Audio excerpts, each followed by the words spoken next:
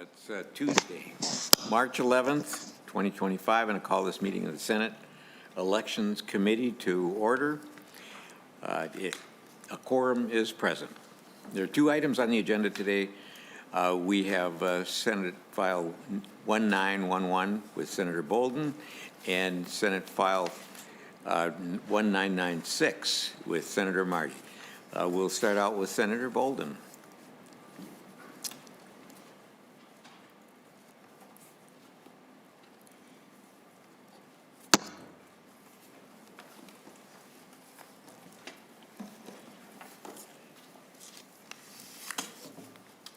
And Senator Boldon, you have an A1 author's amendment?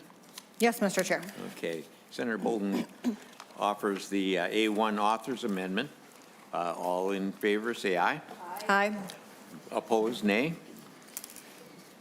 The amendment is passed and included with your bill, Senator Boldon. So, Senator Boldon, please proceed with your description of your bill. Thank you, Mr. Chair and members. I'm grateful to be before you this afternoon with this bill.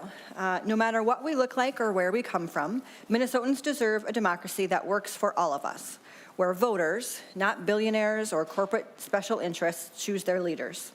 But from Washington, D.C. to state capitals all around the nation, we're witnessing billionaires and corporate special interests having too much influence, gaming the system, and stirring up division. They're dumping unlimited amounts of money into elections, supporting candidates who will represent their interests, and drowning out the voices of voters. So I'm pleased to present Senate File 1911. At the heart of this bill, we would be replacing the current PCR program with a new public financing program, the Minnesota Civic Fund. The bill moves our public campaign financing from a reimbursement model to an upfront model, where Minnesotans receive a unique identifier to assign credits to the candidates of their choice that can then be redeemed for public funds, making our public financing more accessible to more people and empowering everyday Minnesotans in our elections. The 2010 Citizens United decision was the catalyst for this activity. An Open Secrets 2020 report revealed that for the first decade after Citizens United, election spending skyrocketed. The top 10 donors injected over $1.2 billion into federal elections, and election-related spending from non-party independent groups ballooned to $4.5 billion. Candidates found themselves dwarfed by the unlimited spending of outside and independent groups. Keep in mind, this doesn't include either of the most expensive presidential years in history, 2020 and 2024. This is reflected here in Minnesota also. In the 2024 state house race, spending from outside groups into individual candidate races was almost double the actual spending by those candidates in the top 15 races. Total outside spending in last year's election cycle reached $16 million, which is over 6 times the candidate spending amount. This all has Minnesotans frustrated. On the voter side, the majority of our population is concerned about money in politics. I hear this from my constituents, and I imagine you do as well. In a 2023 survey, found that 78% of likely 2024 Minnesota voters are concerned about the influence of corporate, ultra-wealthy donors in state politics. And on the candidate side, we are frustrated too. We are often told we need to spend a lot of time raising money from people who can already afford it, sometimes our own constituents, but other times not. Instead of going, this time could be also spent going door to door, talking to people, and can leave working families struggling to be heard. This is now not how democracy is supposed to work. It should be for all of us. So just a few words about our PCR program. Minnesota has led the nation not only in voter turnout, but also in public financing, one of the most important tools in our toolbox to tackle this issue of outsized spending in our politics. In 1990, thanks to the leadership of our own Senator Marty, we established a first-of-its-kind public financing system, spending limits for candidates, and the political contribution refund and public subsidy grant programs. And while the system significantly improved campaign financing as we knew it, we really haven't revisited it or reworked it since then. In the 1990s, Minnesota's population was predominantly white and aging, and that demographic of Minnesotans used the PCR most. Today, participation in the program is still limited to older, whiter, wealthier Minnesotans largely, even though people of color, immigrant populations, and younger generations are making up a larger portion of our demographic. So just as Minnesota has changed over the past decades, our campaign finance system needs to change as well. We need a system that reflects the diversity that makes our state great and works for all Minnesotans and the candidates seeking to authentically represent them. So the Minnesota Civic Fund would modernize our system of public financing and ensure that everyday Minnesotans, not the wealthy few, power our elections. This bill works for all Minnesotans. For voters, the bill makes it easier for first-time donors to be involved in the electoral process. For candidates, the bill allows them to fully integrate outreach to potential constituents and fundraising for their campaign. And for all Minnesotans, the bill ensures that we all have a seat at the table, regardless of how much money is in our bank accounts. Members, we have a unique opportunity to reestablish Minnesota as a leader in public financing.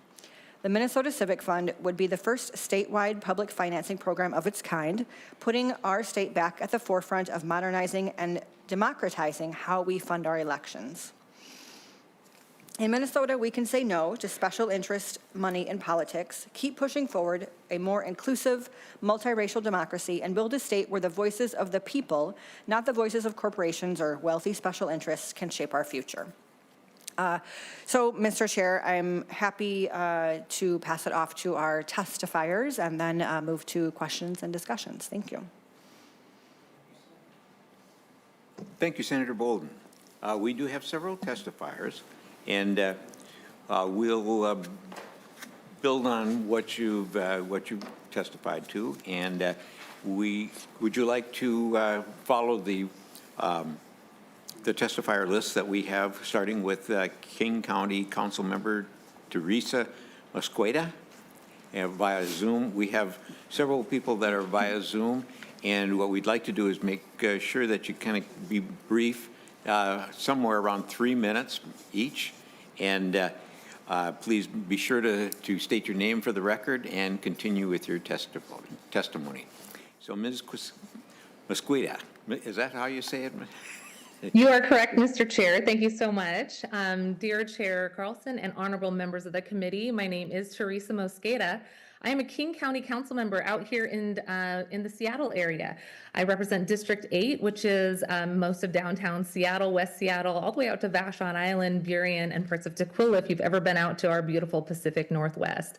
I'm excited to be here as a King County Council member now, but prior to last year, I served 6 years on the Seattle City Council. I ran in 2017 as a democracy voucher candidate, and I'm thrilled to be here with the title of having been the first-time candidate to have ever run and used the democracy vouchers and won my election.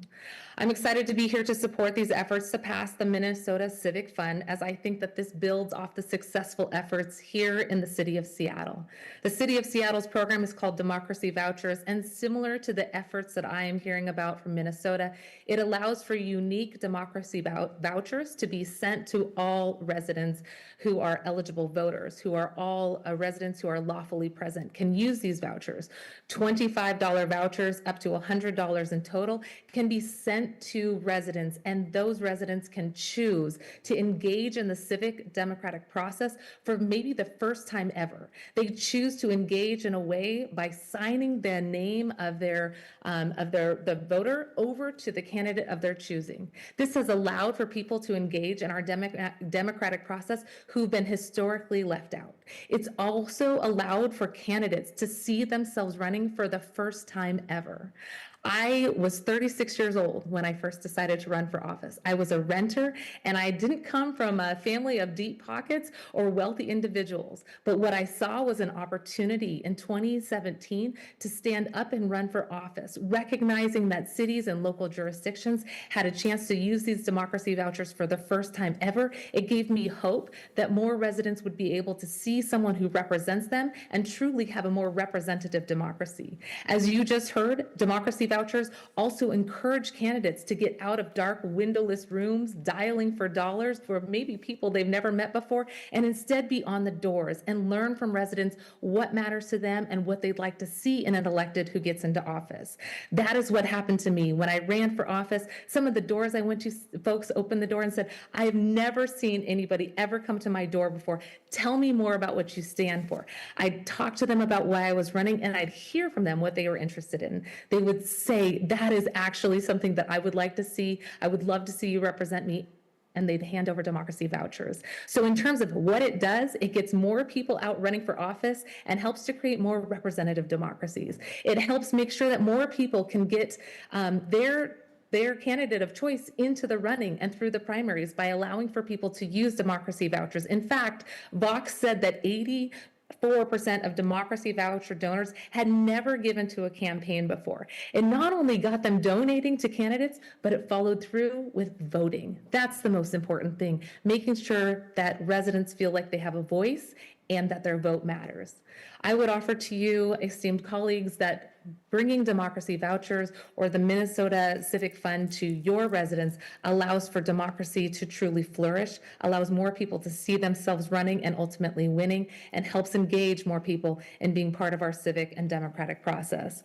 I thank you for your time and your consideration of this option, and I strongly encourage your consideration of this program. I will also note that Seattle's mayor just announced yesterday that he will continue to support the democracy voucher program, helping to put it on the ballot for voters this year and helping to make sure that more people can continue to see the benefits of these vouchers. It's helped those who are in the center, left-leaning, and right-leaning run for office. And as our mayor said yesterday, for the small price of just around $12 a year in terms of property taxes, it can really fund and fuel democracy in our region. I'm here to answer any questions if you ever need them, and thank you very much for your time. Thank you very much for your testimony. And I have to say that I have visited out there. I have a son that lives in Seattle. So thank you very much. And our next testifier is Mr. Marty Malaka.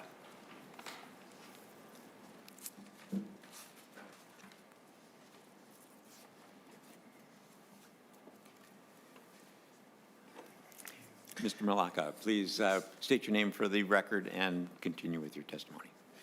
Thank you. Yes, Martin Malaka. Chair Carlson, Vice Chair, committee members. I'm a lifelong resident of Minnesota.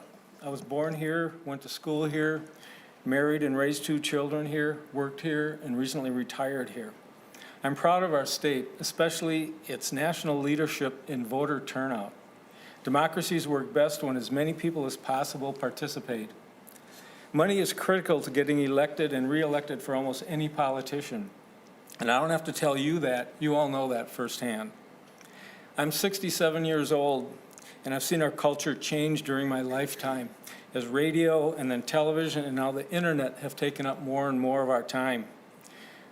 Intruded more, others might say. But that is our reality. Name recognition and getting your political message out to the voting public requires organizers and volunteers to knock on doors and connect with the voters in your district, but it also requires money. Money to buy ads in newspapers and billboards and radio and TV and the internet. Money to hire specialists to create those ads and to make sure those media expenditures are effective.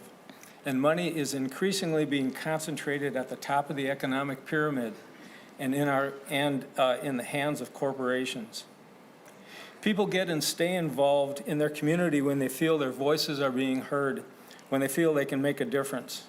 When we see laws being passed and benefits handed out to a select few or to satisfy corporate interests, we feel disenfranchised and are less inclined to participate in our democracy and in our community. We all deserve a voice in how our state and communities are run, but our individual voices are increasingly being overwhelmed by the tidal wave of corporate and billionaire money that is swamping our political landscape. In Minnesota, all of us, regardless of our background and bank account balance, deserve a democracy that works for us and not just for billionaires and corporate interests. I'm grateful we have a program that seeks to do this in the PCR, but the reality is that we could have more people participating more often if we changed the structure. Being able to participate with no money out of your pocket and rather than waiting around for a refund. Senate File 1911 would allow small donors to have a voice in our democracy. And as a candidate, it will allow you more time listening to your community and constituents instead of so much time fundraising. With Senate File 1911, Minnesota can lead the nation in campaign finance reform as well as voter turnout. Thank you. Thank you, Mr. Milaka. Our next testifier is Ms. Kathy Peterson, and she will testify via Zoom. Good afternoon, Mr. Chair and members of the Elections Committee. My name is Kathy Peterson. I'm a resident of Duluth and a member of the Unitarian Universalist Congregation of Duluth. I'm here to testify in support of SF 1911, the Minnesota Civic Fund. Part of my value system has inspired me to believe that no matter what anyone looks like, where they come from, we all indeed, all of us in Minnesota, deserve a democracy that works for everyone, where voters, not billionaires or corporate special interests, choose our leaders. Our current political system, finance system, favors wealthy corporations and special interests who don't represent people like me, who cannot afford to pour thousands of dollars into elections up and down the ballot. Regular Minnesotans, while trying to make ends meet, may not be able to contribute any financial support to candidates. As a result, the voice of constituents, voters, and candidates alike is drowned out by the unlimited amounts of money dumped into elections by special interests and whoever can write the biggest check. I hosted a listening session through my church and discussed this issue with other residents in the area, and this frustration was shared by all of us. Some of the comments included, "How can my vote even count? How can our country balance the power of corporations with the power of not wealthy voters?" I believe this bill, the Minnesota Civic Fund, is one of the pathways to put voters back at the center of our decision-making by empowering the voices of everyday Minnesotans, regardless of how much money is in our pockets. And it's a way for us to foster a stronger connection between voters and the candidates seeking to represent us and inspire trust, accountability, and engagement in our democracy. Thank you for your time and your consideration. Thank you, Ms. Peterson. Our next testifier, also via Zoom, is Hannah Merrill. Hello, Chair Carlson and Senate Elections Committee. My name is Hannah Merrill. I'm a resident of Minneapolis, and I'm coming to you live from my cube in St. Louis Park. When I'm not at my day job, I spend my time organizing mostly young people, by which I mean the under 40 crowd. And I'm here today to speak in favor of Senate File 1911. As a politically involved person, I became aware of the PCR and wanted to take advantage of it myself and also help others to do so. So a couple of years ago, I put together a little workshop. I tried to take the work out of it. It's kind of an onerous system, but I had envelopes and stamps, and I printed the forms out. Afterwards, I chased down receipts from campaigns. In a world where many of us, and not just young people, don't have easy access to a printer and don't need yet another project to manage, seriously, like I had to have alerts in my phone, follow up again. The process feels restrictive and convoluted, and it just doesn't have to be that way. We need a system that is simple and usable. In a room full of intelligent people, I had blank looks and confused faces and a lot of clarifying questions that started with, wait, what? It's time to remove the middle steps from what is in theory a good program. No more multi-step processes spread over weeks, no more waiting for refunds when money is already tight. In Minnesota, we're proud to lead the nation in voter turnout because we know that regardless of age, income, race, or zip code, we all deserve a choice or a voice in choosing our leaders. However, there is more to the process than just the act of casting a vote. Unfortunately, in our current campaign finance system, the voices of everyday people are often drowned out by the money flowing in from corporate interests and billionaires. As an organizer, I'm frequently talking to people about participating by more than just a vote. There are many ways to support a candidate, and even though I'm typically not talking about money, it almost always comes up.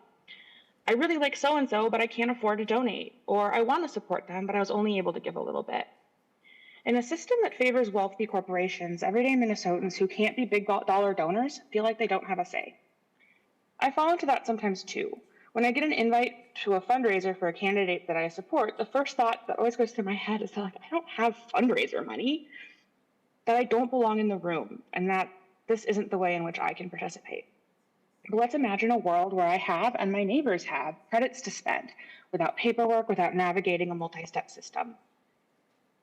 What do you do when you get a credit for something that typically feels out of reach? You use it. You use it and you evaluate your options before you spend it. I see the Minnesota Civic Fund with its implementation as laid out in Senate File 1911 as an invitation to Minnesotans from across the state to do more than just vote, to interact with campaigns and candidates as they work to decide where they want to spend those credits and who they want representing them, to tangibly support their champions, an invitation to a campaign system where candidates can spend more time talking to everyday Minnesotans because they are under less pressure to do heavy fundraising. I don't know about you, but to me that sounds like a Minnesota where all of us, no matter where we live, what we look like, or how much money we have, get to participate in a democracy that prioritizes the voices of people, not the will of corporations. And that's a future I want to be part of. Thank you.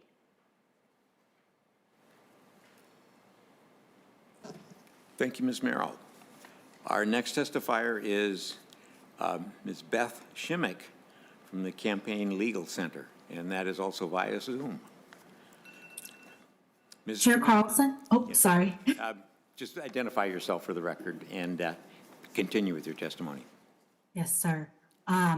Chair Carlson and honorable members of the committee, my name is Elizabeth Shimmick, and I'm Senior Legal Counsel for Campaign Finance with Campaign Legal Center. CLC is a nonpartisan nonprofit organization dedicated to protecting and strengthening democracy through law at all levels of government. Thank you for the opportunity to testify in support of Senate File 1911, the Minnesota Civic Fund, and public campaign financing through a voucher-style small donor program today. CLC is a longtime proponent of public financing in state and local elections, and we commend the committee for pursuing avenues to modernize Minnesota's public financing program. Updating Minnesota's public financing program provides an opportunity to broaden public engagement in democracy and amplify the voices of ordinary Minnesotans in the electoral process.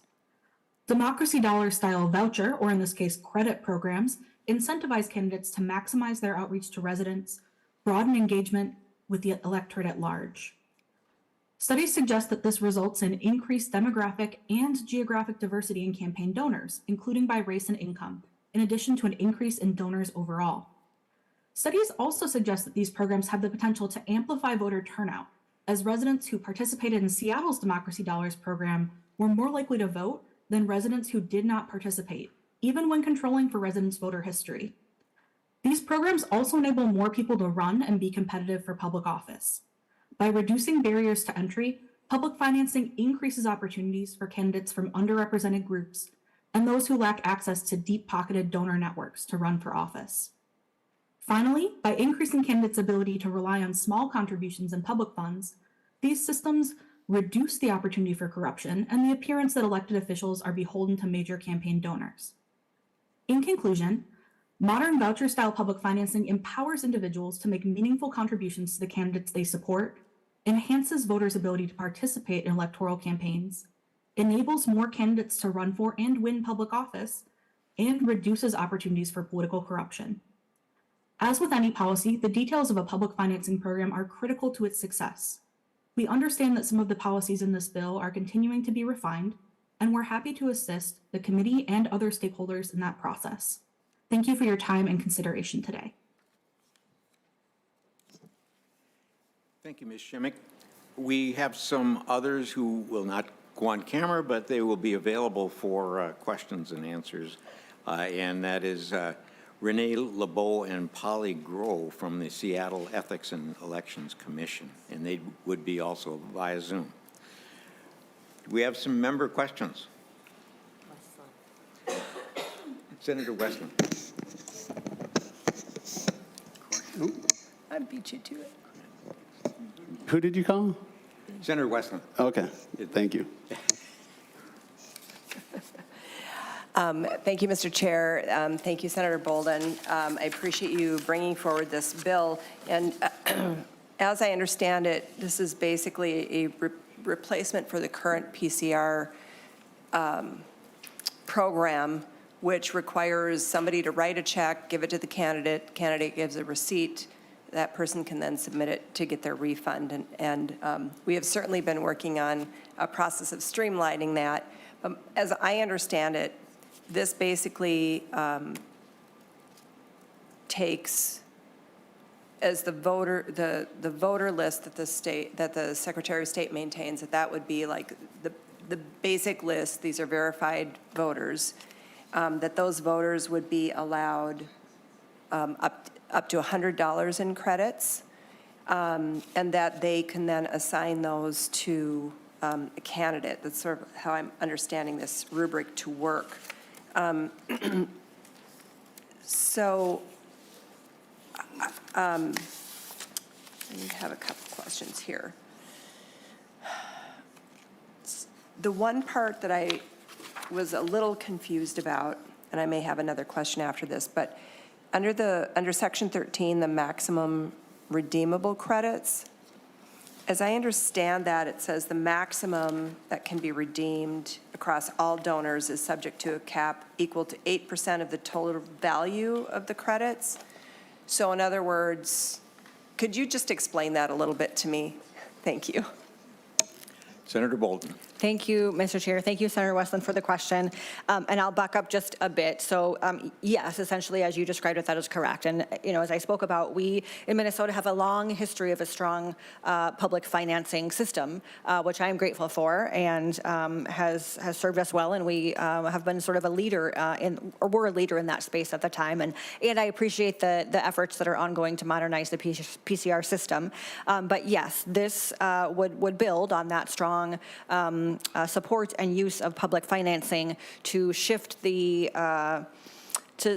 process from one that is Minnesotans would have to pay up front and then wait for a reimbursement to voters being assigned a unique identifier number. And I want to just note other programs, such as in Seattle, they use a voucher. We're not proposing a voucher system, but people would be assigned a number and then could submit that to the candidate or party of their choice for credits in $25 increments up to $100. And it would need to be a candidate that they are within the district. For instance, if I live in Rochester, I couldn't use mine for a candidate in Duluth, but would have to use it for somebody in my district or a party of their choosing. And so, yes, in Section 13, it talks about that the redemption value cap for every year of the program is 8% of the total dollar value of all the credits issued, then with a system set in place for that cap to increase if it is reached by an additional 2% each year. So it sets placeholder limits for candidates and parties to sort of have an idea of what to expect. Senator Westland, follow Thank you, Mr. Chair. Thank you, Senator Boldon. So under the PCR modernization proposal, and I don't know, maybe you're not as familiar with that one, but I believe that proposal also includes some sort of an identifier being assigned to a voter trying to claim the PCR rebate. Do you happen to know, under the PCR program, roughly like the percentage of voters who take advantage of that? And is there an idea about maybe other states that have instituted this? Is there a discernible increase in people participating and making donations? Senator Boldon. Thank you, Mr. Chair. Thank you for the question. I don't have numbers on me in terms of use of the PCR system. I can say that it has declined over time, and I can say in specific to Seattle, who is using a similar program, I think as they referenced, they have seen an increase in participation with that. So I think that is one of the things that we would expect, and if you. I think it makes sense in my head to think about if I have the opportunity to participate, especially in a way that maybe I haven't had before, I'm going to feel more invested in that system. I'm going to feel more engaged, and I think we do expect that to increase voter turnout as it is increasing participation. Just as a, Thank you, Senator Boldon. Senator Westman, follow up again. Mr. Chair and Senator Boldon, and just to reiterate, I believe that you said that the credits can only be used for a candidate that actually represents you or potentially represents you. Is that accurate? Senator Boldon. Thank you, Mr. Chair. Thank you, Senator Westland. Yes, the credits can be redeemed to a party or, yes, a candidate that is in your district. Senator Cran. Thank you, Mr. Chair, and great to see another bill recycled into I think you called it last time democracy bucks or something like that. So has something changed I think it stopped last year because it didn't make it out of this committee because of you didn't have the support on your side. Does this have a chance to make it out? Mr. Chair, I'm asking you, what do you intend to do with this bill? We are going to. We'll ask, well, first of all, I can't testify on it, but we'll ask Senator Boldon if she thinks this is going to make it out of the committee. What her intention is. And what your intention is. We're going to, and actually, we're going to lay it over. So it will come out of the committee that way.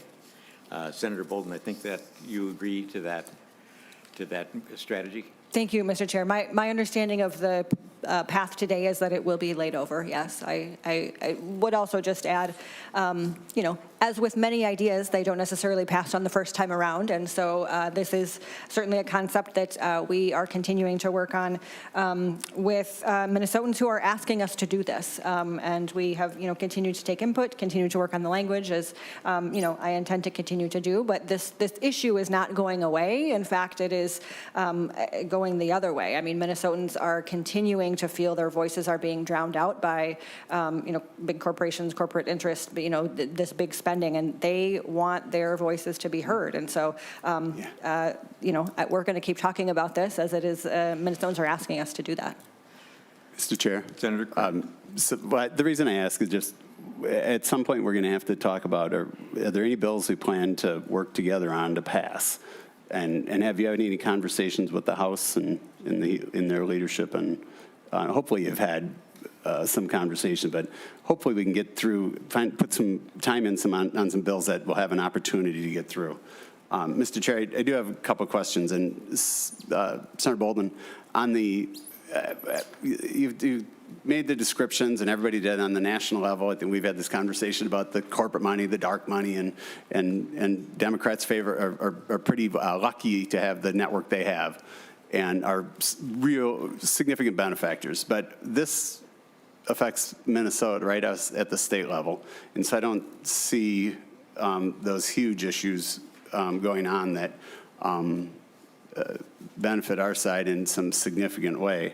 I see this as being another version of. I like the local piece. I think sometime I think we can talk about, especially donors in our district, those types of things. This one still seems like it'll be another harvesting opportunity. So would somebody be able to? I think one of your testifiers said it was amazing. And I think your description was, it would force us to go knock on our doors harder in our district, which we all do.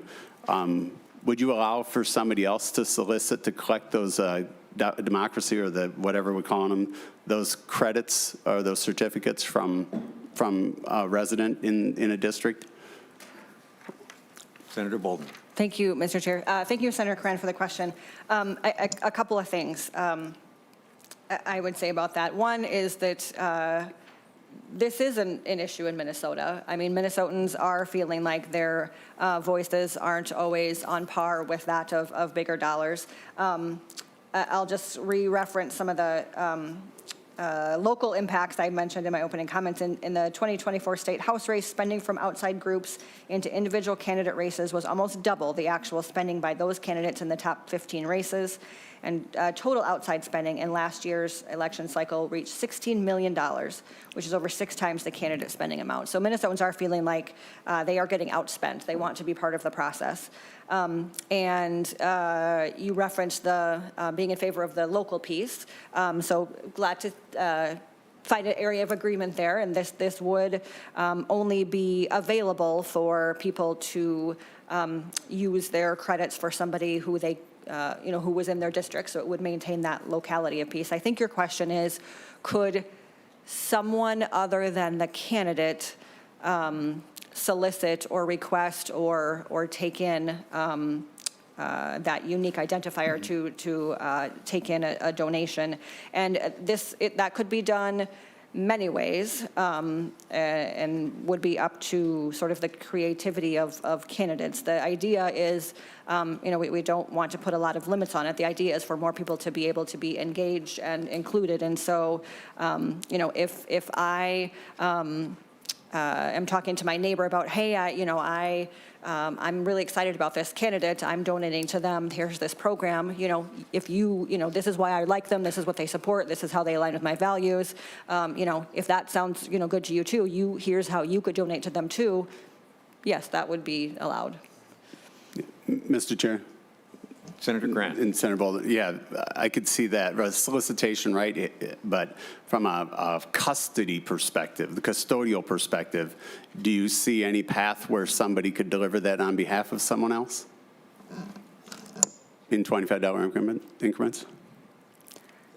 Thank you, Mr. Chair. Thank you for the question. I'll point to Section 11. Which does have some prohibition of transfer. It prohibits the person of offering to purchase, buy, or sell a credit, prohibits transferring credits as a gift, it prohibits assigning credits by proxy, power of attorney, or agent. So there are some limitations in that sense. Okay, thank you. Senator Boldon, Senator Grant. Just not a fan of it. I hope, I guess if this moves forward, I'm not sure I'm a big fan of it. I think our program works well. Either way, the engagement, I mean, we all have to work really hard. I think I'm not a super fan, especially the allocations and the allotments. I think there may be simpler ways to encourage that kind of in-district to benefit us from an in-district focus. So at this time, Mr. Chair, I don't have any further questions. Thank you, Senator Boldon. Thank you, Senator Grant. Senator Lucero. Thank you, Mr. Chair. So I guess I have a couple questions, Mr. Chair. Sorry, Senator Lucero. Thank you, Mr. Chair. I have a handful of questions, and the first one's actually to you. So in response to Senator Cran's question on what the path is for this bill, you stated that was going to be laid over. Yes. So the first question that I would have is on line 15.29, it does have rulemaking, specifically expedited rulemaking. So does that not require it to go to state and local gov, or what's your thoughts on that?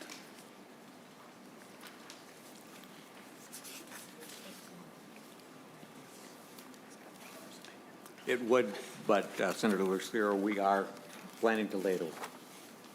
So it may have to take another trip before it's finalized in the next level of bill. So if it rears its head, it would have to go to state and local gov in the future. Okay. Thank you for that clarity. And then Mr. Chair, and then Senator Boldon. You made a few remarks, and in some of the testifiers, it was something along the lines of, this will help to empower voices who feel that their voices are being drowned out or overridden by corporate dollars. It was along those lines.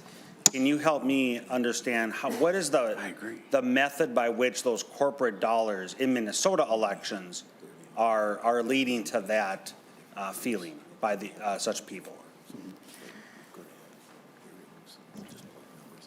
Senator Boldon. Mr. Chair, thank you. Thank you, Senator Lucero, for the question. I think I referenced a couple of times that, spending here in Minnesota is, aligning with what is happening around the country and nationally, that is increasing. And the amount of spending that is happening by not candidates is also increasing. And it is really outpacing the spending that candidates are doing. And so I think Minnesotans, so a couple of things I would say. There are some Minnesotans who don't have the $75 to donate and then wait for a refund, and so feel like they sort of don't have a place, a way to invest in candidates that they may believe in.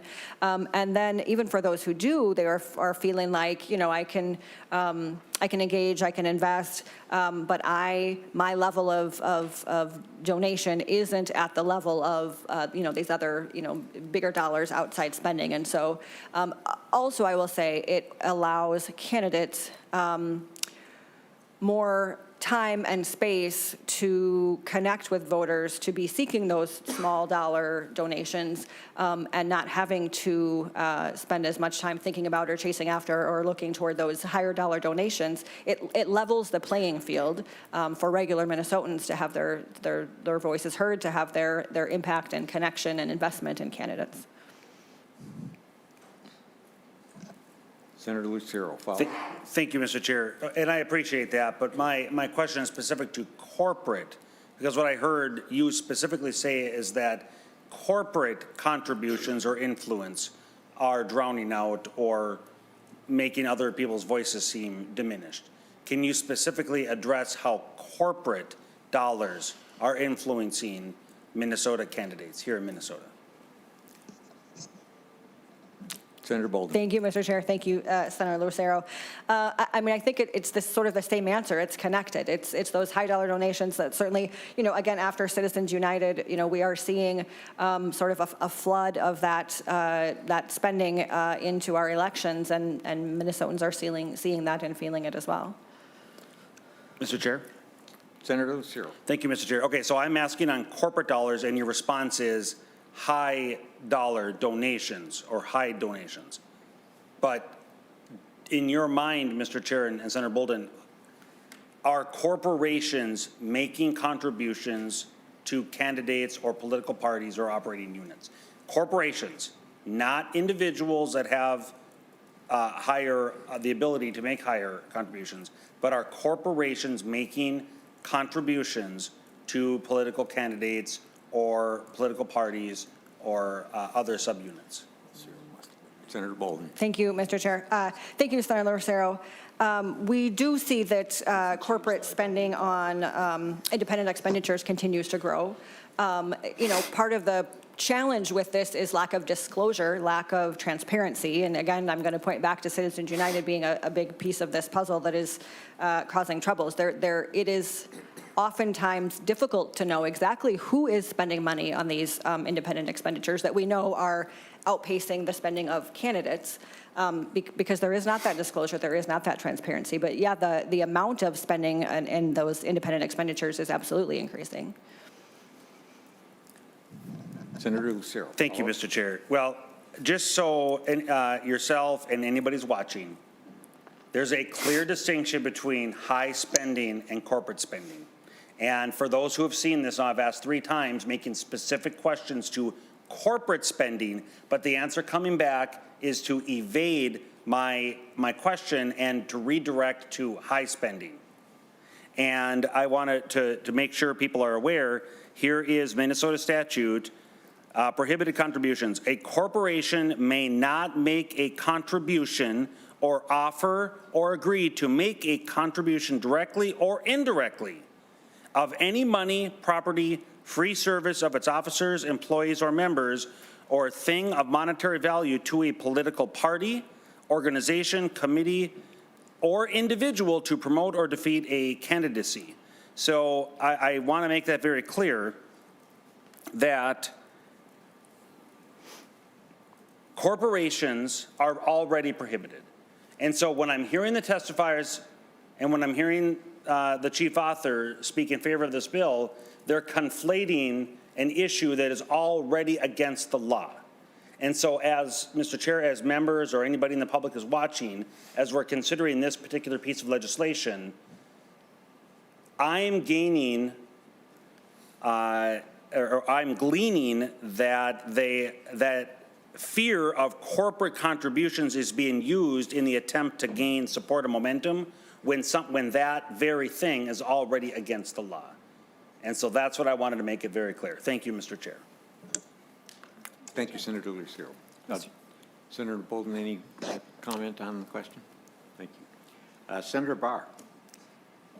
Thank you, Mr. Chair. I only have one question. Does this bill do anything to limit IE expenditures? Senator Boldon. Thank you, Mr. Chair. Thank you, Senator Barr, for the question. This bill does not change independent expenditures. Thank you, Senator Barr. Can I just clarify something? Senator Westland. Thank you, Mr. Chair.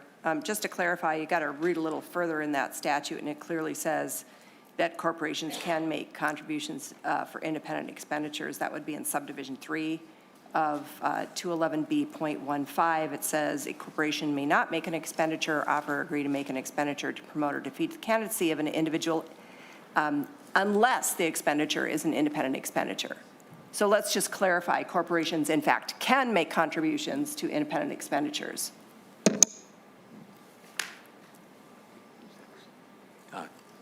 We have a question from Senator Port. Thank you, Mr. Chair.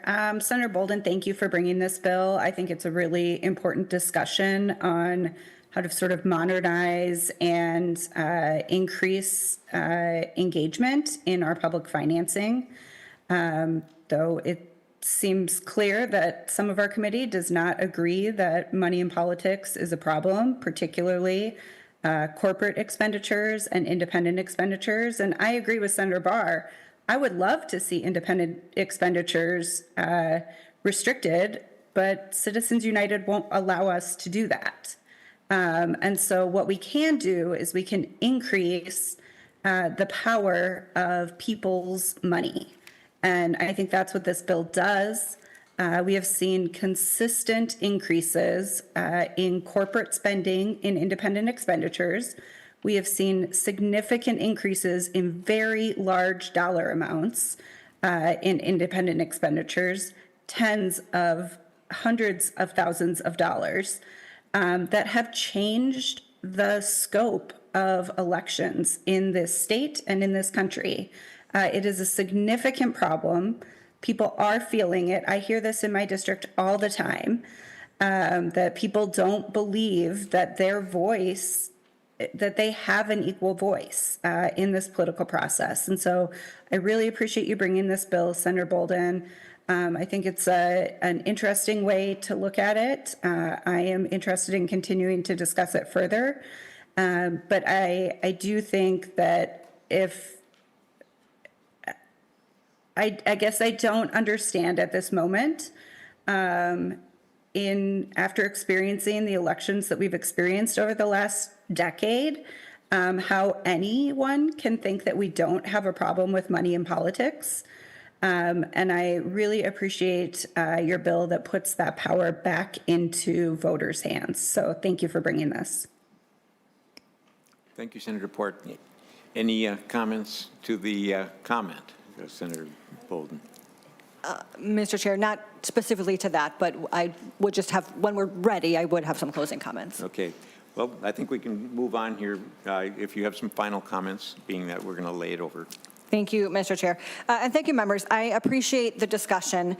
There is growing, mounting evidence that, Minnesotans are frustrated with the level of money in our elections. And I'm not looking to evade or not answer any questions, but, that corporate spending that we are seeing is a thing. And there is not disclosure and not transparency in that. So pointing to specifics is difficult, and would I like to also address independent expenditures? Absolutely, but we can't because of Citizens United. And so this is a way to help to level the playing field, to help Minnesotans feel that they have more engagement in the process, more power, more connection to candidates, and builds on our strong support of and investment of public financing that we have had for some time, modernizes it and brings it into a way that makes it more accessible to more people who may not be able to let go of $75, for even a few weeks to have that reimbursed. So I appreciate the discussion, and we'll continue work on this bill, and I'm happy to chat with anyone who has ideas or other ways to, improve our accessibility and democracy, democracy issues with Minnesotans. Thank you, Mr. Chair, for the opportunity to talk about this. Thank you, Senator Boldon, for bringing this bill forward, and I think we kind of understand what it's trying to take care of, and I think it's a matter of concern for both sides of the aisle. And what I'm hoping is that if you have some particular interest in making this bill better, that you do approach Senator Boldon and see if there's something that we can put into it that gives us the kind of protection that we're looking for to prevent huge amounts of money from affecting our elections. So thank you, Senator Boldon. Thank you. With that, the bill is laid over. And now we have Senator Marty's bill. And this is on campaign finance provisions. Thank you, Mr. Chair, members of the committee. Senator Marty, I believe we have some authors' amendments. Yes, you do, Mr. Chair. To Senate File 1911, I have the A4 amendment. Okay, we have the A4 amendment, and that's what we will address first. On 1996 is the bill number, correct? Okay. And then we have the A4 amendment. So let's deal with you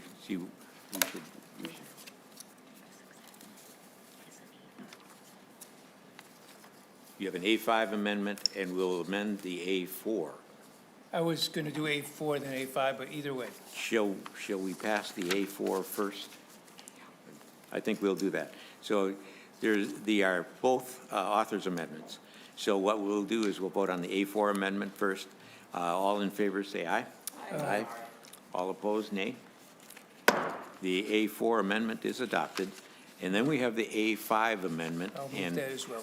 That is, you want to address that as it's worded today? It's part of the, it was Okay. meant to be along with the other. So the A5 amendment does amend the A4 amendment.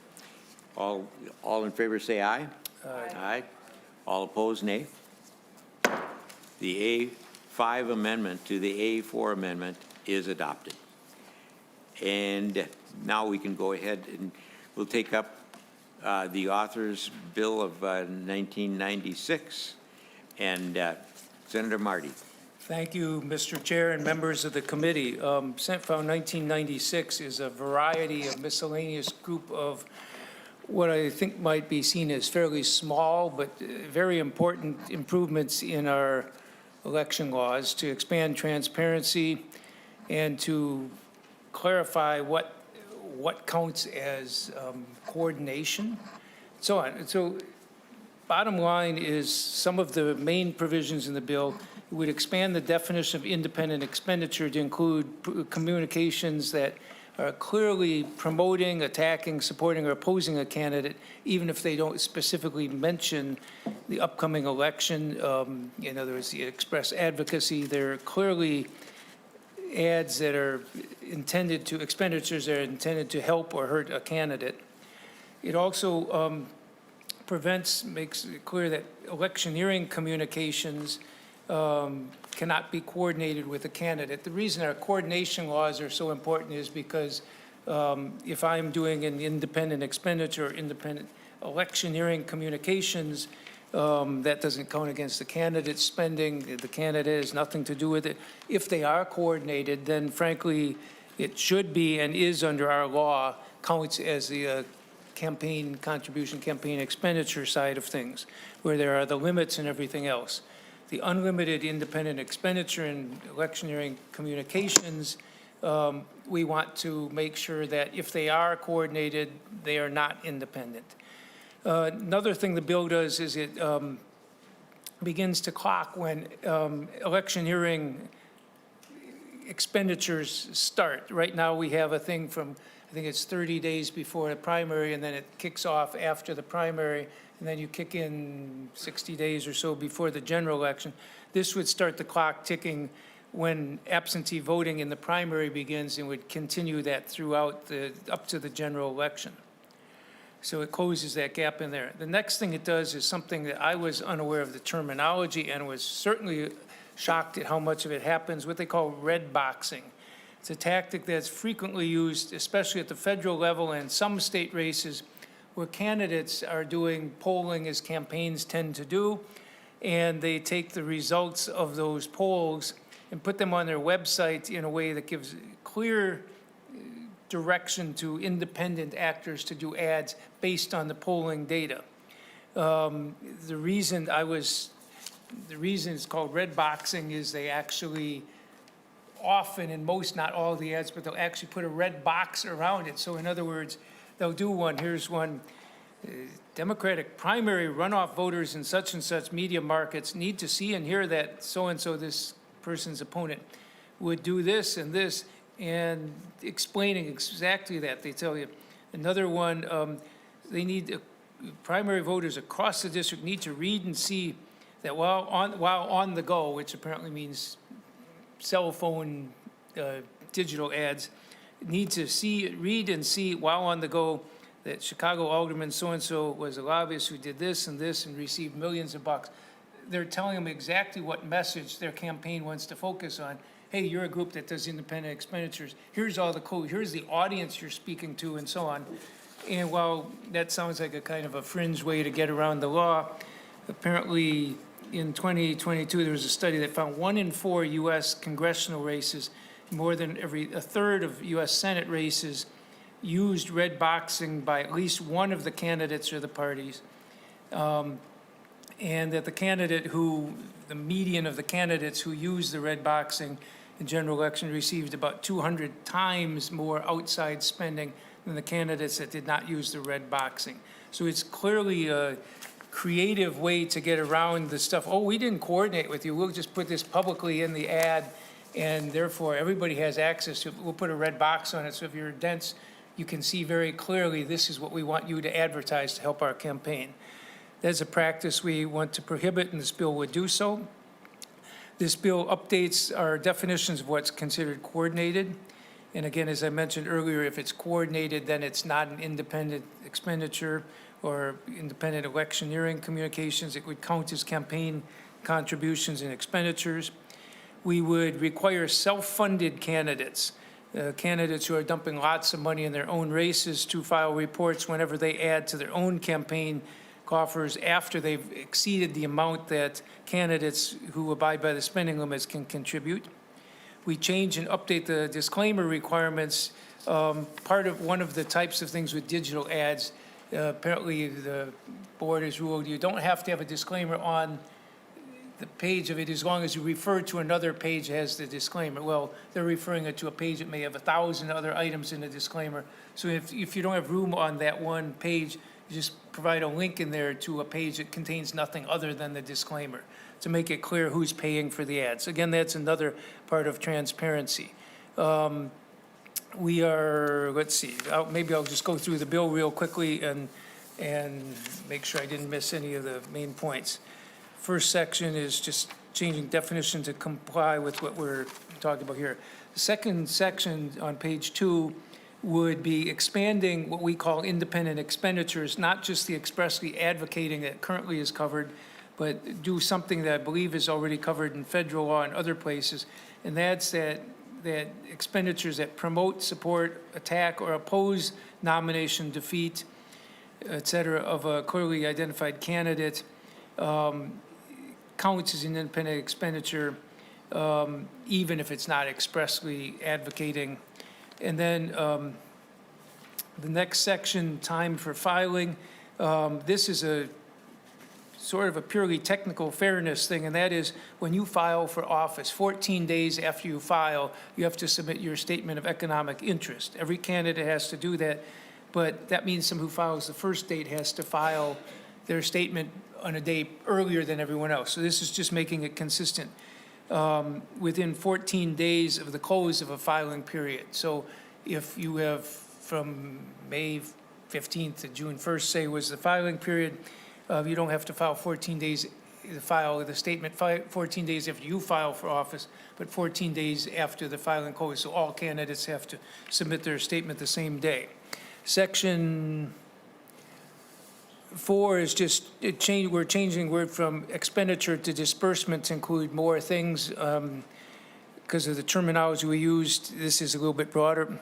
And again, expanding coordinated expenditure definition to include those non-express advocacy one, the promoting, supporting, attacking, or opposing, and also include electioneering.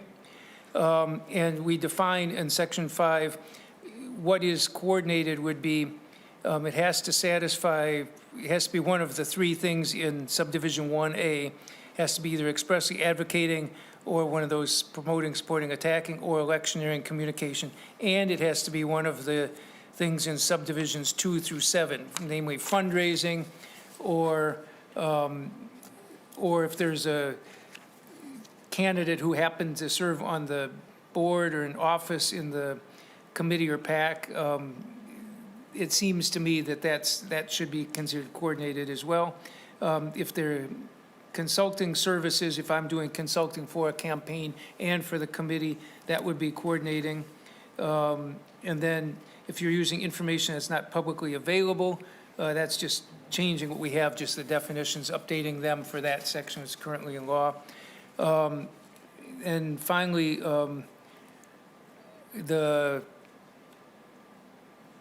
I think the next section is just technical related to it. Subdivision 7 is what I called the red boxing before, where the candidate is giving clear directions to the independent expenditure folks. Section 6 of the bill, we're just updating one of the updates in section 6 is that if a candidate is saying, please don't make independent expenditures on my behalf, if I go to a group that I think is going to do independent expenditures on my behalf and tell them not to do so, that's not coordination. That's telling them not to do coordination, not to do independent stuff. The other stuff I think is just, we're updating at the bottom of page 6, we're updating the law for new types of media. Disbursement that appears in news story, commentary, editorial is already done by any broadcasting station, including cable or streaming, operator, program, et cetera, website, newspaper, magazine, other periodical, including internet or electronic communication, et cetera. And we're updating the definition for disbursements in that case. Section 7 is the thing I mentioned about self-funded candidates must disclose their own contributions and loans once they exceed the limits. Section 8 is closing the gap I mentioned on when electioneering clock starts. So it's from the start of absentee voting until the election, the general election. And then in beginning of section 9, we're explicitly requiring in statute, not a cross-reference, the disclaimers for electioneering communications. And then the top of page 9, we're clarifying that local candidates do not have to file in non-election years. The reporting does not have to be the same in non-election years if they're not on the ballot. Section 11, already in the state law, but we're adding local government here, and that is that if a candidate does not have, if a campaign committee, the person who files the report does not have an email address, they must attest to that fact. We already do that for state candidates.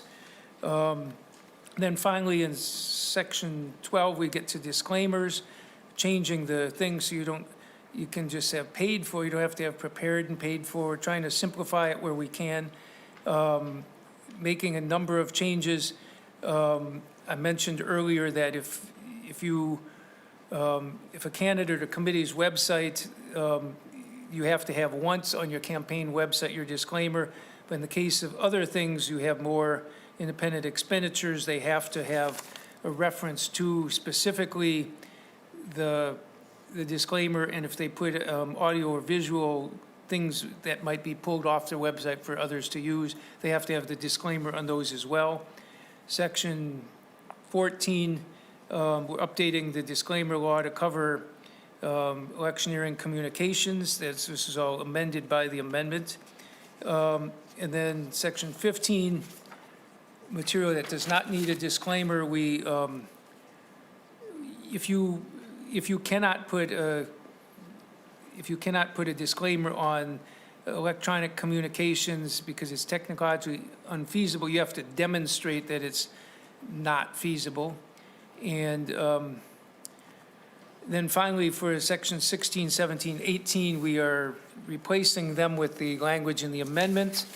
And the language in the amendment, we're making sure that for outdoor advertising, well, first of all, with the font size, this is apparently one of the biggest complaints the Campaign Finance Board gets, and that's that people have disclaimers you can't read. This would simply be adding that disclaimer has to be in a sufficient color contrast to be reasonably legible. And for outdoor signs, disclaimer must be at least 5% of the vertical height, the font of the disclaimer at least 5% of the vertical height with sufficient color contrast to be legible. And that's the sort of thing we're doing. We're making the effective date of this paragraph B for outdoor signs effective January 1st and applies to signs printed after that date. So if people have existing signs, they can continue using them and so on. And the repealers just relate to the language. I believe they're both related to the Campaign Finance Board's rulings on disclaimer because this is changing what they're doing. That's a very long explanation of lots of little pieces in the bill that I think are very important. And I'm happy to stand for questions, but maybe you want to have the witnesses come first. Senator Marty, I think we should have the witnesses come first. We have 3 and 1 via Zoom.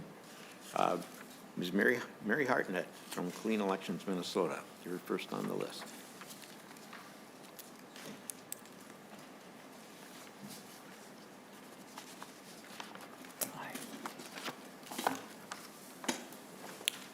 Ms. Hartnett, please identify yourself for the record and continue with your testimony. Mr. Chair, members of the committee, my name is Mary Hartnett, and I'm the Executive Director of Clean Elections Minnesota. Clean Elections Minnesota is a nonpartisan nonprofit committed to building a healthy and inclusive democracy by advocating for reforms that reduce the influence of big money in our political system. Our founder was the former chair of the Campaign Finance Board, and I'm here today to speak in strong support of Senate File 1996, a bill aimed at updating and strengthening Minnesota's campaign finance laws. We want to thank Senator Marty for introducing this bill and a steadfast commitment to preserving the integrity of our political process so voters have faith in the system. Public financing and limits on coordinated campaign practices are essential to preserving the integrity of our elections. As we've previously stated, it's crucial to level the playing field in elections by putting safeguards in place to prevent the overwhelming influence of private money. Senate File 1996 ensures that candidates focus on their constituents, their voters, and the issues that matter most to people they serve, rather than having to worry about endless fundraising or untraceable attacks from opponents on both sides of the aisles. One of the key issues Senate File 1996 addresses is the need for greater transparency in the electoral process. The U.S. Supreme Court's Citizens United decision allowed unlimited corporate spending in elections, leading to a dramatic increase in so-called dark money, funds from sources that refuse to disclose their donors. This has allowed special interest groups to flood our political system, often without the public knowing or candidates knowing where the money is coming from or who is behind it. As this committee knows, money can have a powerful influence on our democracy. It should not drown out the voices of everyday voters. We must ensure that wealth does not determine who gets elected or which issues dominate the conversation. Senate File 1996 offers important reforms, such as increased disclosure requirements, which will shed light on the sources of campaign spending and reduce the ability of wealthy donors and corporations to exert unchecked influence. There is broad support for reducing the influence of money in politics. A recent Pew Research study found that Americans across all political affiliations, races, and ages agree that outside role of money in elections is a significant issue that must be addressed.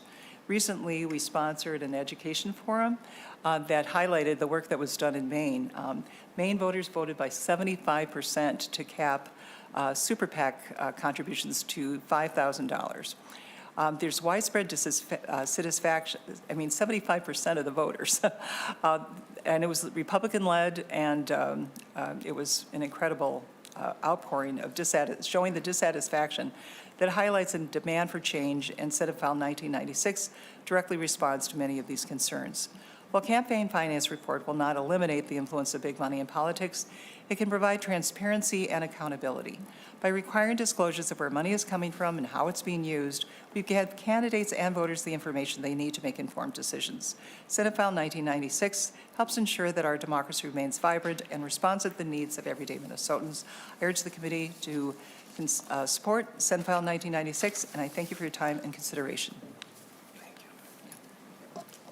Thank you, Ms. Hartnett. We have a testifier who I don't believe is here and is not on Zoom. So we will go to the next one, which is on Zoom. It's Elizabeth Shimmick. Chair Carlson and honorable members of the committee, thank you for the opportunity to testify a second time today, this time in support of Senate File 1996. As I mentioned before, for the record, my name is Elizabeth Shimmick, and I am Senior Legal Counsel for Campaign Finance with Campaign Legal Center. CLC is a nonpartisan, nonprofit organization based in Washington, D.C., and dedicated to protecting and strengthening democracy through law at all levels of government.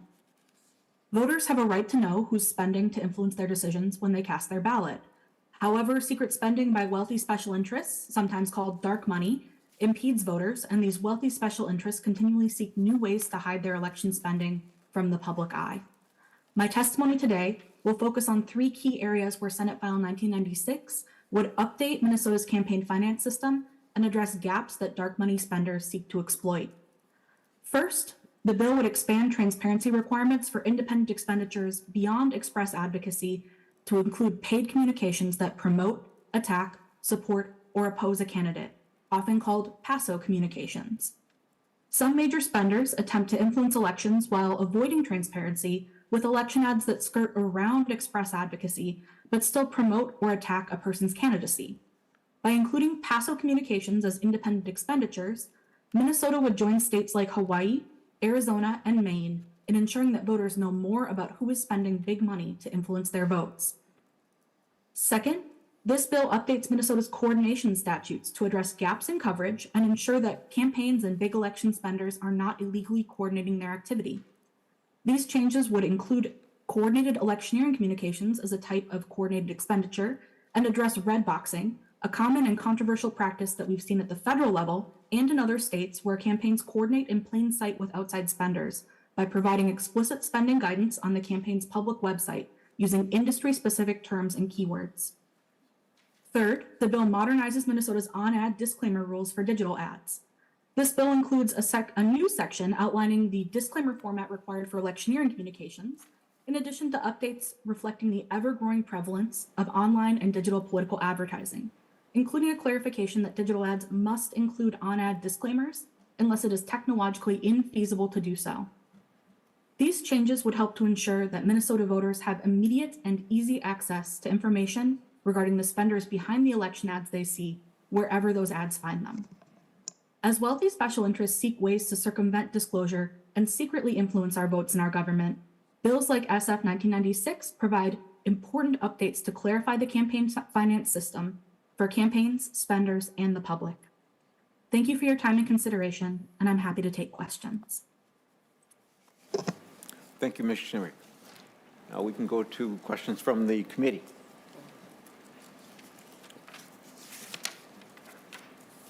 Sorry, we have a question from Senator Boldon. Thank you, Mr. Chair. I will have some other comments, but I am wondering about an oral amendment. I want to be sure that as we are making changes for lawn signs, which I think is the right thing to do, to have that disclaimer that we are grandfathering in current lawn signs, so everyone doesn't have to reprint their lawn signs. So I'm wondering perhaps if council could read what that would look like. Thank you, Mr. Chair and Senator Boldon. You are correct that there was an inadvertent mistake while doing the A5 amendment, and that grandfather got left out.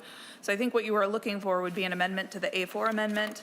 On page 2, after line 4, you'd insert a sentence that says application period. Paragraph B applies to outdoor signs printed on or after January 1st, 2026. Senator Marty. Mr. Chair, yes, that sounds good to me. Okay. Does everyone understand the amendment as read by council? Okay, great. Well, let's take a vote on that. All that favor the amendment, please say aye. Aye. Opposed, nay. The amendment is adopted. Senator Marty.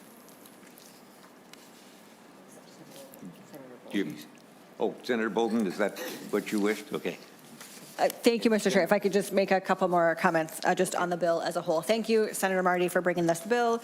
I think it very much falls in line with the discussion we had previously, that Minnesotans want transparency. They want their voices sort of at the level of the big money spending we are seeing in elections, which is continues to grow. And so this adds what I think are very common sense changes to add some of that transparency, to give Minnesotans more information around who is trying to influence their vote. I especially appreciate the changes around red boxing, which feels to me particularly egregious, that clearly there is, the people doing this are skirting around our current laws, and this, closes some of those loopholes, which I think is absolutely the right thing to do. So thank you for bringing this bill. Thank you, Senator Boldon. Any other questions?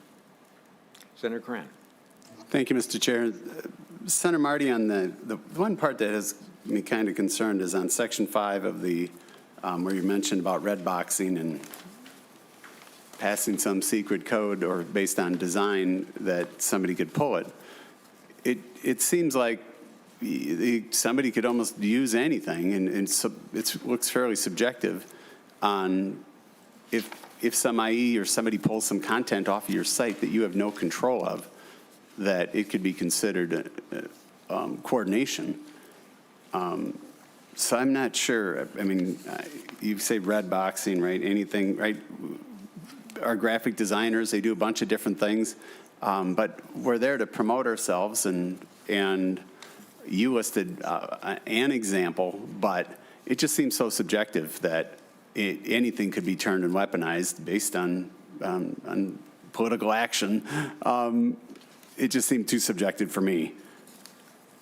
And so I think hopefully we can work on some more clarity in what that looks like. What would be the material backup support that would allow campaign finance to prove that, right? That there was some dog whistle. Because if not, and if that's true, then wouldn't there be other dog whistles that people are looking for, and could always find a way around that if it was truly coordinated? In this case, I think somebody could be a pretty innocent victim pretty quickly and easily, especially in this world of politics. The other one, the signs, I appreciate, thank you, Senator Boldon, for doing the grandfathering in amendment on the signs. But, a 24-inch sign is going to have 1.5 or 1.25 lettering. It seems awful large, and I'm not sure that I get Mr. Sigurdsson, they may have problems with it, but that's really inside baseball. Who's tracking what expenses? citizens aren't paying attention to those things. It's all political, right? It's Republican, Democrat, and independents, and everybody in between trying to police each other, and that works well. So we have to have a disclaimer. But I think that's a big chunk of real estate, and going to be, I don't know what purpose it's going to serve. So it would be better if we just picked a font like you did from printed material, 8-point font. It would, to me, it would just be easier. And think about a 2.5-inch letter, almost a 2.5-inch letter on a 4x8 page or a 4x8 sheet. I would just go and I didn't have time to do the math. What my prepared and paid for by the campaign for Mark Coran, what that looks like on even a yard sign, an 18-incher, that's an inch, you know, almost an inch. I think some might have real estates, or we might have to rename our campaigns and shorten them. But does that qualify for a billboard as well? Senator Marty? Senator Marty. Mr. Chair, Senator Coran, good question, and yes, this is meant to cover for billboards as well. That's why you don't want to have a point size. 5% is what some other states have used. I'm open to something different, but I want to make sure, I mean, I've seen signs where big signs and you can't possibly read them. With billboards, I think it's important because there are often people driving by with like political yard signs and so on. It's much different because people can walk down your street and see it and so on. But having something that's tiny, I think that's one of the reasons Campaign Finance Board has so many complaints. A lot of people don't put disclaimers on. I'm certainly open if 3% or 4% or something, but because my goal is to make sure it's really readable to people who want to see. And that's not, frankly, in a legislative race, your opponent is going to be able to figure it out. They can stop by because presumably most candidates have enough signs. They can stop by and look at one. It's a little different when you have these independent expenditure groups and everybody else doing it. So to me, the importance is having something that is readable and readable to a person who's trying to find out without trying to go in there with a magnifying glass and so on. And in a billboard, when you're driving by on a road, you may not have much chance to see it. So to me, I'm certainly open to 3 or 4%. The 5% is just, well, that's a starting point, and that's what other states have done. That's why I came up with 5%. Senator Marty, I think we could probably, I mean, I'm sorry, Mr. Chair. And Senator Marty, I think we could go through those mediums. You know, you look at a billboard, they're 20 by 60 feet, and so that would be a 1-foot letter. And so the chances of driving by anywhere that you think you're going to see it is a misnomer. You're going to have to be out reading it or stop and take a picture. Everybody, right? Again, I think we could go, I think we went through each meeting, right? A yard sign, what is that? 18 by 24, we all have our standards, right? Or mostly standards, and just pick something for each of those to be, that way we can actually measure it. But I just think I don't know that it's going to be a huge issue from a design perspective. I don't know that it's going to serve a purpose. I understand the stated purpose, but it's all activists. It's literally, it's our activists, your activists, and everybody looking to catch somebody in an expenditure that or a sign buy that wasn't covered or in your expenses. And so I just don't. I think it's a little bit large. I'd love to work with you. Let's get something that's just set in concrete. We know what they are, and then just define them. So it is legible, that you're not out there with the microscope trying to figure out what it is, but I think we can come up with something. So for right now, that's all the questions I have. Mr. Chair. Thank you, Senator Coran. And Mr. Chair, yes, in response, yes, I'd be happy to talk with you further. As I indicated, maybe 3% or 4% or something is a better number, but I don't want to have everybody have to, I mean, that's why we had grandfathered in provision in here that even if we had the language wrong. But the point is, I don't want people to have to go out there, and I don't want to have a lawn sign or a billboard that half the stuff is disclaimer. I mean, leave that for the on-air TV ads for prescription drugs where they talk for 5 minutes about how if you have this or this or this, it could kill you and could do this. We're not trying to do this with billboard. We're trying to make sure it's a reasonable thing and I'm certainly happy to talk with you about it. Again, the 5% was because I believe some other states have it, but I don't feel a pressing need to do that. I want to make sure it is reasonable, and I think 3% or something might be right, but we'll talk further. Senator Marty, as long as we have him here, could we ask the Campaign Finance Director, Jeff Sigurdson, to comment on that? Because there has been a lot of description, and of course, what they would have to do is decide on what does meet the standard and what might not. So, Mr. Sigurdson, please identify yourself for the record and give us some insight on that. Committee members, my name is Jeff Sigurdson. I'm with the Campaign Finance and Public Disclosure Board. The problem that the board has had with enforcing complaints or investigating complaints dealing with the disclaimer is the provision in 211B04, which says that the disclaimer must be prominently provided. And that's not a defined term. And so now the question is, as we've been talking about, what's prominent on a sign, excuse me, on a sign when you're driving by at 60 miles an hour. It's very difficult for the board to do, to understand what standard it should use. So it would be useful, whatever the standard is that the committee, the legislature decides is appropriate is fine, but to have something that's more concrete than prominently would be useful to the board. And Mr. Sigurdson, does it specify contrasting colors for the letters? Mr. Chair, no, contrasting is not included in the current specifications. High contrast.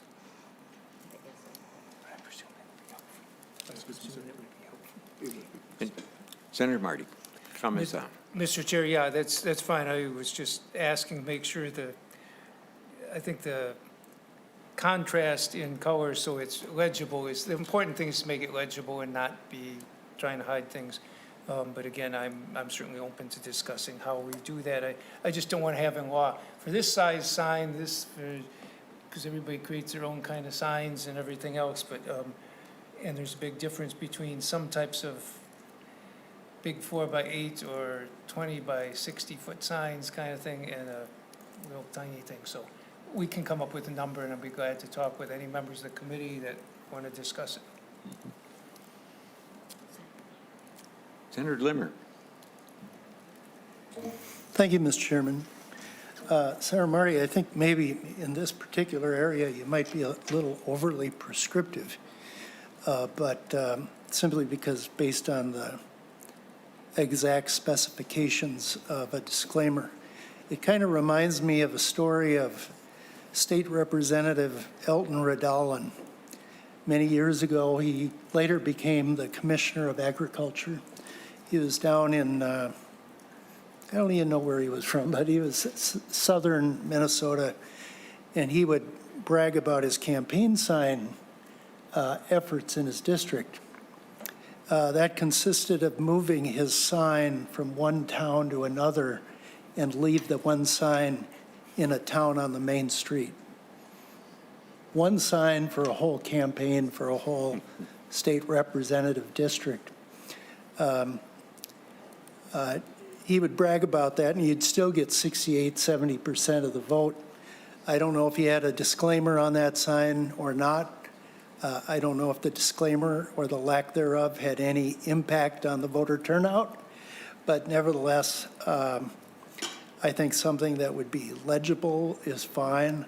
On a yard sign, a 4x8 yard sign, if I printed out my whole disclaimer with my address and maybe my website and maybe a telephone number, I might have to have 2 lines.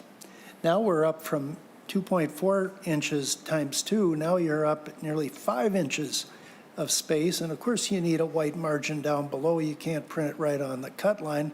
So we're really getting rather prescriptive on it. I think if anyone really wanted to know the disclaimer, and then what happens if there's a rogue candidate or an independent expenditure that doesn't want to know and they start plinking up signs around? who are you going to go after if you don't know who it is anyway? So are we kind of chasing our tail? The other question is what about an individual group of people in your district that just wants to support a candidate, and they make homemade signs? Would they be in violation if they did not have a disclaimer on it?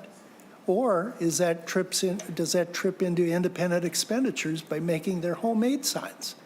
So I think there's a number of questions that need to be answered so that the public might have a little more definition if we want to go down this path. But sometimes we can just become a little too prescriptive, and we kind of, in the pursuit of perfect, we don't find ever the good in a proposal.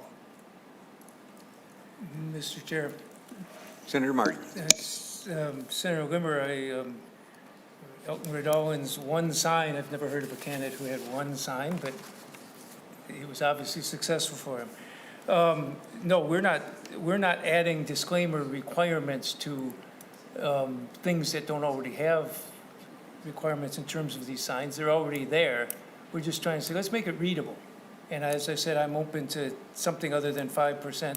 You don't have to put your email and your campaign website and everything else in your disclaimer.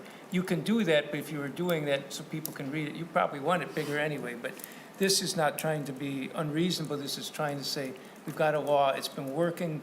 People can generally find out from most candidates, they can find out who's behind it.